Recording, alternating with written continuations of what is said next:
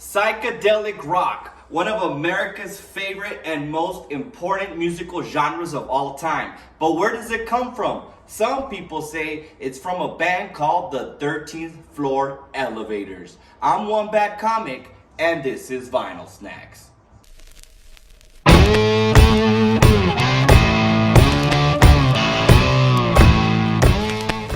What's up, vinyl heads? Welcome to another episode of Vinyl Snacks. I appreciate everybody coming out. Big shout out to all my regulars out there sharing, liking, commenting on my videos. I truly appreciate it. And if you're new to the channel, what's up, homie? Thank you very much for joining me today. It's pretty much a podcast about all my vinyl collections and a little bit of the history of the bands. So today, as you can tell, I'm not in studio again because I've been on the road. I just got back from Florida with my homie Chingo Bling, and I'm in El Paso, Texas at Montecillo Records once again with my boy Neto. I came in here looking for some records, and guess what? He donated a record to the podcast. So big shout out to Neto at Montecillo Records. We truly appreciate you. You've been super cool, super friendly. If you guys are ever in the El Paso area, make sure you guys check out Montecillo Records. He gave me a record. I don't have it with me right now. I didn't know where to put it. But he gave me a record that I didn't even know, from a band that I've never heard of called the 13th Floor Elevators. The 13th Floor Elevators is regarded by many musicians as one of the most important bands for the psychedelic music movement. This band came out of Texas. In 1963, three band members got together and created a band called the Linksman. The Linksmen were a local band that would tour around Texas, mostly on the coastal sides, and they were a band, right? As the Linksmen were touring and doing shows, they met a guy named Tommy Haw. Tommy Haw was more of a bookworm than he was like the rest of the band.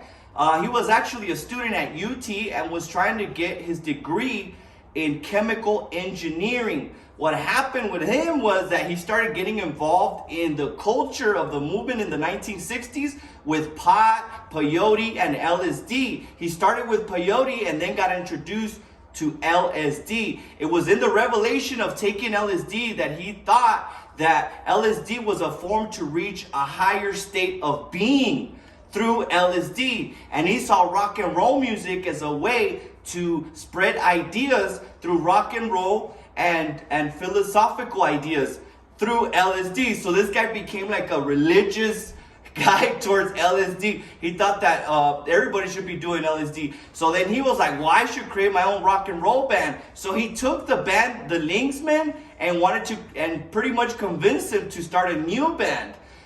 So they started a new band. The only thing is that they were lacking a lead singer. Thus comes in another guy named Rocky Erickson. Rocky Erickson was a staple in the Texas music scene who was already making a name for himself with a band called the Spades. The Spades had a song that they did and was catching fire. It was called You Will Miss Me. So then Tommy Haw met the guy and he's like, yeah, and he was part of another band. So he's like, no, man, and convinced Rocky Erickson to leave the Spades and create a new band with the Linksmen. So when they got together, they decided to create a new rock and roll band called the 13th Floor Elevators. And some say that the reason why they call it the 13th floor because M was the 13th letter of the alphabet, which would stand for marijuana, baby. That's right. So there's a meaning for everything. The 13th floor. Then when they asked them too, what is psychedelic rock? And Rocky Erickson would reply to them, it's when the pyramid meets the eye on the eye of Providence. So he believed that psychedelic rock comes from that little gap between the eye of the pyramid and the actual pyramid at the bottom. So that little gap is where psychedelic rock comes from. So if you guys want to know, that's where the power of psychedelic rock comes from. And these guys were so deep into LSD, they would take it religiously. They would take it when they would rehearse, when they would perform, when they would record. So these guys were high all the time, dude. It's pretty crazy. So as they continued their little career, they finally created an album called The Psychedelic Sounds of the 13th Floor Elevators.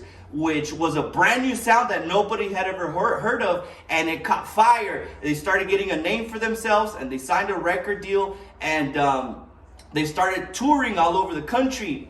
Once they started touring all over the country, they started working on their second album, which is the album that was given to me by Montecillo Records, called Easter Everywhere. Now, unfortunately, just like with other bands and stuff like that, they started having issues with each other. One of the band members didn't like that they were taking drugs all the time because he didn't like doing LSD. The other bands did, and they were into it. They also had issues with management, so there was just all this conflict, and eventually some of the band members left the 13th floor while the second album was being made. Another thing that was happening is while this band was touring, they were very vocal about their drug use. And in the 1960s, that really wasn't a good idea because the police were they were really pretty much busting a lot of people doing drugs. So when these guys would come out singing songs and telling everybody what they're doing, they pretty much became a target from the police, and they were getting arrested multiple times. So they were always getting arrested wherever they were at, which must have sucked for them, you know.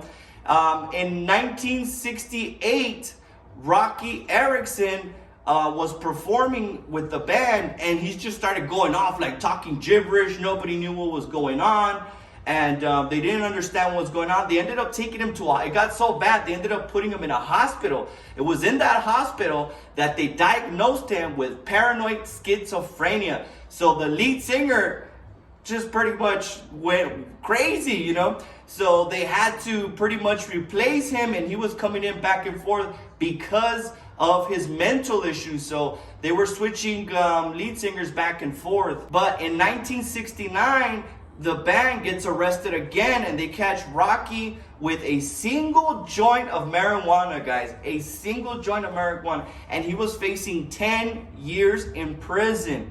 So 10 years in prison, guys, that's for a joint, dude. That's wild, right? But again, it's the 1960s. And so what happens is Rocky tries to avoid the jail time by pleading insanity, right? So his lawyer told him, like, hey, plead insanity and we're gonna try to get you off. So what ends up happening is they find him guilty by reason of insanity, and they put him in a mental institute for 3 years, dude. This guy goes into jail, to an insane asylum for 3 years. And in those 3 years, he's trying to escape, so it's making it harder for him to get out.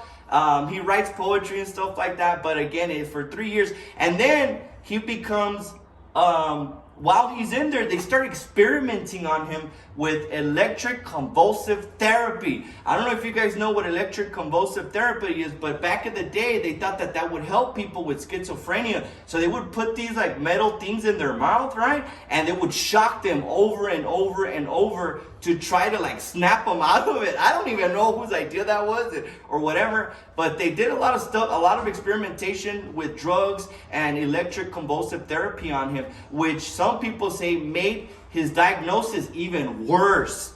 So that was pretty bad. But again, he gets out after 3 years and continues.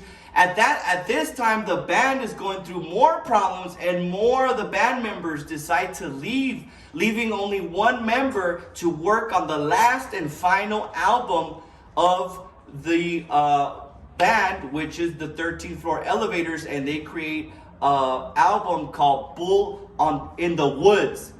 Towards the end, a lot of the band members, one of the band members continued to do music. I think he was with a band called like Motherboard or something like that. Another band member, Stacy Sutherland, he ended up getting killed by his wife in 1978 due to a domestic violence dispute. Tommy Hall, the smart guy from UT, he ended up moving to San Francisco and became a Scientologist. So that's pretty weird, right? It makes sense, I guess. And finally, Rocky Erickson, he continued to struggle with mental issues and pretty much disappeared for decades after getting released. He worked on a few albums on a little solo career, but it never really hit. It wasn't until 2019 that Eric Robinson was found dead. They really didn't mention as to why he passed away, but they didn't want to talk about it. But yeah, he passed away in 2019. But it's really cool to kind of know I didn't know anything about this band, and it was real cool that I got to really get into their music. I highly recommend, if you guys like rock and roll music, especially music from back in the day, like the 70s and the 60s, I highly recommend you pick up a record of the 13th Floor Elevators. They got a great sound. They got a great lineup of tracks. This band was pretty much only able to create one record, and through that one record together as a band, created a genre of music and inspired a plethora of amazing musicians that are killing it today. So maybe they're not as famous, or maybe they didn't make as much money, but the impact that they had on music and musicians will last forever, and I think that's pretty cool. So I guess that's it for this episode. I want to give a big shout out to Montecillo Records and my boy Neto out here in El Paso, Texas. Make sure you guys look them up. And I guess I'll catch you guys on the next episode of Vinyl Snacks, baby. Peace.